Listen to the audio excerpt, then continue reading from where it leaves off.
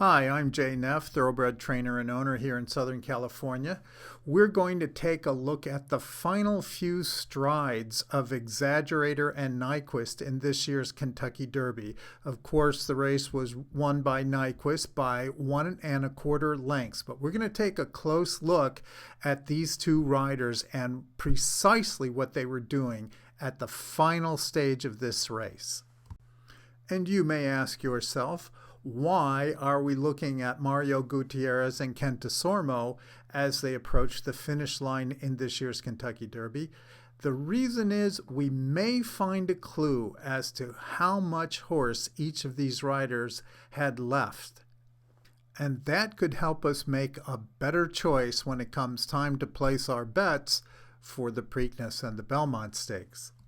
One of the things you'll notice is that both of these riders stopped using the whip as they approached the wire. In 2011, a study of whip use was done by the University of Sydney in Australia. One of the things they discovered was that apprentice jockeys will use the whip almost twice as many times per race as the more experienced riders do. They've also found that the whip can actually have a detrimental effect on the horse's stride as fatigue sets in. Consequently, you will normally see these better, more experienced, older riders putting the whip away and pumping with the hands, pushing the horse's head forward. The horse's head rising and falling during the stride is a key part of the locomotion of the horse. And it is felt that the rider can actually help that horse in his stride by this pumping action. Here's a great shot of Mario Gutierrez going to work on Nyquist, courtesy of Santa Anita Park, the San Vicente Stakes. This is taken from the inside rail. Notice the pumping action. The whip gets put away. Both hands on the reins, pushing, pushing.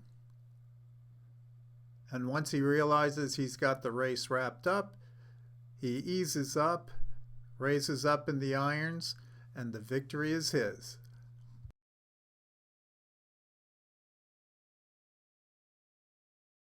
Here's the stretch run of the Kentucky Derby.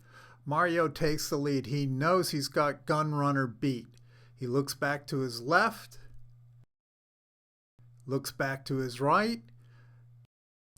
He sees Exaggerator, and he knows just what he's got to do to keep that horse at bay. In a closer look, 2 taps of the whip, he goes to the hand ride. No sign of desperation here. He's just hand riding his horse. He knows exactly where Exaggerator is. And he rises up in the irons as he passes the pole, gives a little fist pump. Job well done. But let's take a look at Kent Desormeaux on Exaggerator, and what we see is an entirely different story. Desormeaux has put away his whip. He's using a good hand ride. But right here, it's difficult to see, but you can see Desormeaux's head come up. He's quit pushing his horse. He's raised up in the stirrups before Mario has quit. That tells me he knew his horse was beat before they got to the wire, and he eased off of the horse.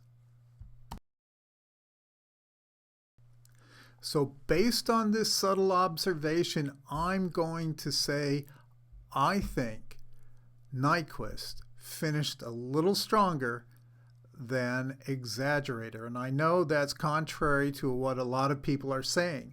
And I know that Exaggerator finished his final quarter at a much higher speed than Nyquist did.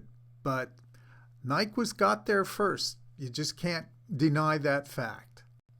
And he looked no more exhausted at that finish than he did in his other races. So we'll see. I think he's going to be a pretty strong horse in the final 2 races of the Triple Crown this year. Once again, thanks for watching. Be sure and click on the subscribe button if you want to get notifications when my videos come out. And be sure to comment. The comments I've been getting this year have been just fantastic. You guys are very sharp handicappers. You know a lot about what's going on, and there have been more than a few things pointed out to me that I was not aware of. So I really do appreciate the comments. They've been a lot of fun. And good luck at the races.